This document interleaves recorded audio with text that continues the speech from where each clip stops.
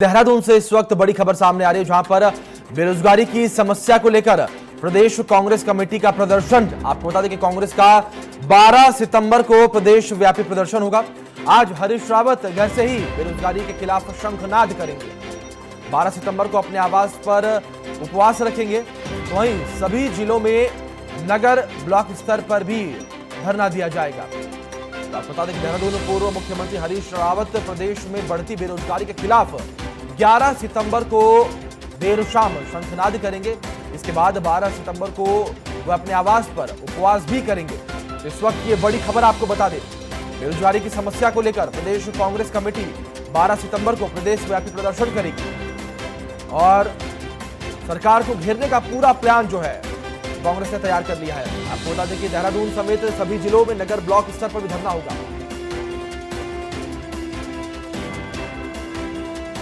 पूर्व मुख्यमंत्री हरीश रावत ने भी प्रदेश संगठन के इस कार्यक्रम के साथ जोड़ा है। हालांकि वह प्रदेश संगठन के कार्यक्रम में शिरकत नहीं करेंगे, लेकिन अपने आवाज से ही इस मुद्दे पर अपनी आवाज जो है बुलंद करेंगे।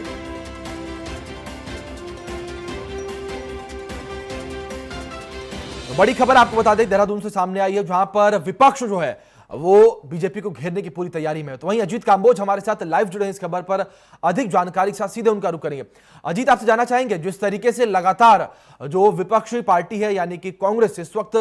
भारतीय जनता पार्टी को घेरने की पूरी तैयारी में है, जिस तरीके से अब बेरोजगारी को लेकर जो मुद्दा बनाया गया, क्या इसको देखा जाए जिस तरीके से चुनाव नजदीक है उत्तराखंड में, तो कांग्रेस जो है वो अब एक्टिव हो चुकी है और प्रो एक्टिव मोड पर उत्तराखंड में आ चुकी है?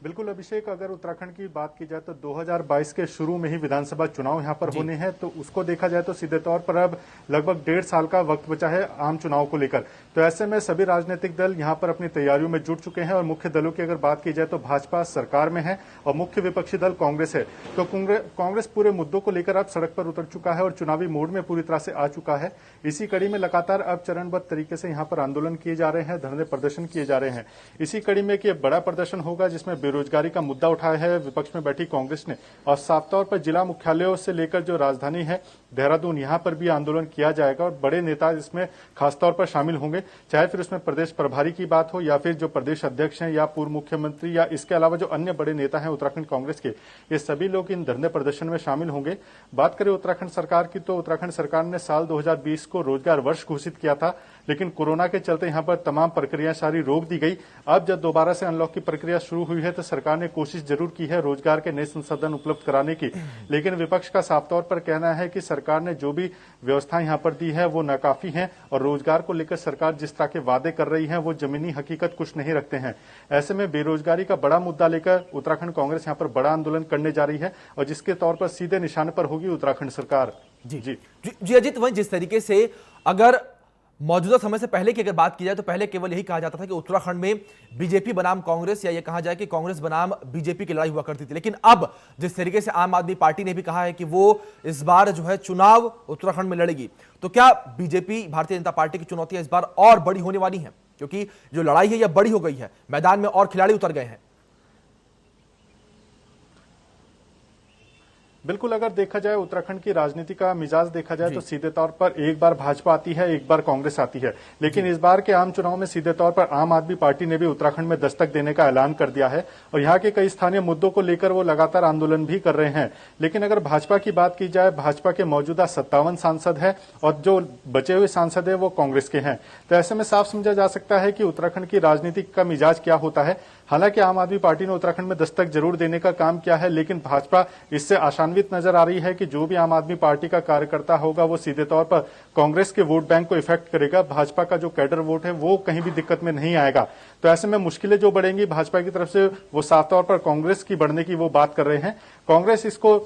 किसी भी तरह से नजरअंदाज करने के मूड में नहीं है। कांग्रेस का साफ तौर पर कहना है कि वो अपनी राजनीति कर रही है और उनका जो मुख्य मुद्दा होगा वो भाजपा सरकार के खिलाफ होगा। आम आदमी पार्टी क्या करती है क्या नहीं करती है ये जनता देखेगी, लेकिन वो जो जनता के मुद्दे हैं, जो स्थानीय स्तर की जो समस्याएं हैं, उनको लेकर लगातार हमला करेगी भाजपा सरकार पर। और इसी कड़ी में चरणबद्ध तरीके से यहाँ पर आंदोलन का ऐलान किया गया है, जिस कड़ी में पहला बड़ा आंदोलन जो होगा वो बेरोजगारी को लेकर होगा और इसके बाद जो आगामी 23 तारीख से उत्तराखंड विधानसभा का मानसून सत्र हो रहा है, तो उस दौरान भी कई बड़े बड़े आंदोलन करने की रूपरेखा कांग्रेस की तरफ से तैयार की गई है। जी अजीत, पार्टी क्या करेगी, क्या कुछ करेगी, वो तो बात की बात है, पर अगर मौजूदा समय में देखा जाए जिस तरीके से आप कह रहे हैं कि ये एक बड़ा आंदोलन होगा, पर लगातार अगर हम देखें कि सत्तारूढ़ जो पार्टी यानी कि भारतीय जनता पार्टी, वो लगातार बेरोजगारी के मुद्दे पर बात करने से बच रही है, क्योंकि लगातार हमने जिस तरीके से देखा है कि लगातार विपक्ष बेरोजगारी के मुद्दे पर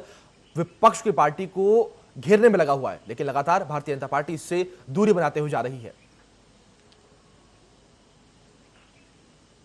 बिल्कुल, अगर भाजपा की बात की जाए तो भाजपा सरकार में है और जो भी कदम उनको उठाने होंगे वो कानूनन